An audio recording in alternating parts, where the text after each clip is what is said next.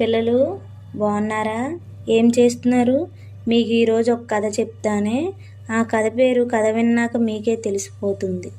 ఓకేనా? ఒక రైతు ఉండేవాడు. అడవికి వెళ్ళి కట్టెలు కొట్టుకొని వచ్చి పట్టణంలో అమ్మేవాడు.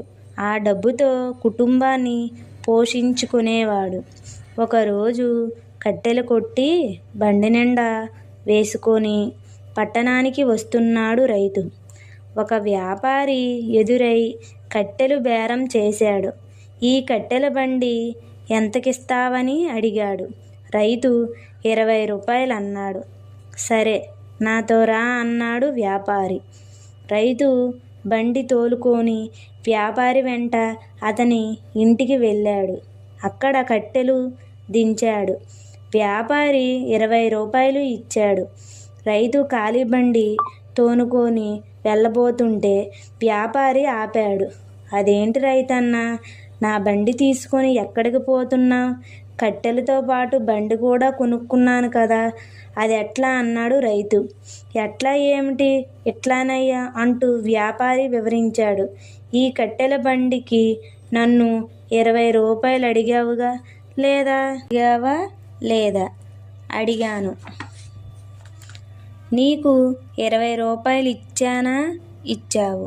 అయితే చెప్పు, ఈ బండి నాదైపోయింది కదా అంటూ వ్యాపారి బండి లాక్కున్నాడు. అమాయకుడైన రైతు తల వంచుకొని ఇంటికి వెళ్ళిపోయాడు. రైతుకు ఒక కూతురుంది. చాలా తెలివైన పిల్ల. తండ్రిని అడిగి కథంతా తెలుసుకుంది. వ్యాపారికి బుద్ధి చెప్పాలని నిర్ణయించుకుంది. మరుసటి రోజు కొన్ని ఎండు కట్టెలు మోపు కట్టుకొని అమ్మడానికి వ్యాపారి ఇంటికి వెళ్ళింది. షావుకారు గారు, కొన్ని ఎండు కట్టెలున్నాయి, కొంటారా? ఎంత అని అడిగాడు షావుకారి. 2 గుప్పులు ధాన్యం అనంది. వ్యాపారికి బేరం చాలా లాభసాటిగా కనిపించింది. కట్టెల మోపు తీసుకున్నాడు. ఆ అమ్మాయికి 2 గుప్పుళ్ళు ధాన్యం ఇవ్వబోయాడు. షావుకారు గారు, ధాన్యంతో పాటు మీ 2 గుప్పిళ్ళు కూడా కోసి ఇవ్వండి. ఆమె మాటలు విని వ్యాపారి చకితుడయ్యాడు. అంటే అర్థమేమిటి? ఏముంది ఇందులో అర్థం కాపోవడానికి? 2 గుప్పిళ్ళు ధాన్యానికి మీరు కట్టెలు కొన్నారా లేదా? అవును, కొన్నానన్నారు షావుకారు గారు.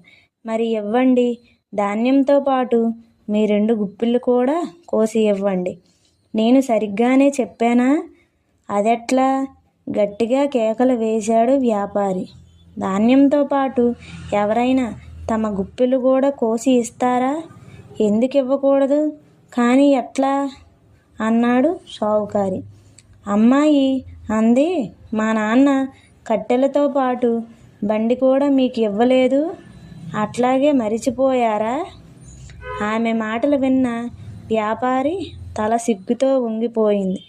ఆమెకు క్షమాపణ చెప్పి బండి ఇచ్చేశాడు. పిల్లలు, ఈ కథ ఎలా ఉందో కామెంట్ బాక్స్లో కామెంట్ చేయండి. ఈ కథ పేరు దెబ్బకు దెబ్బ. సబ్స్క్రైబ్ చేసుకోండి, లైక్ చేయండి.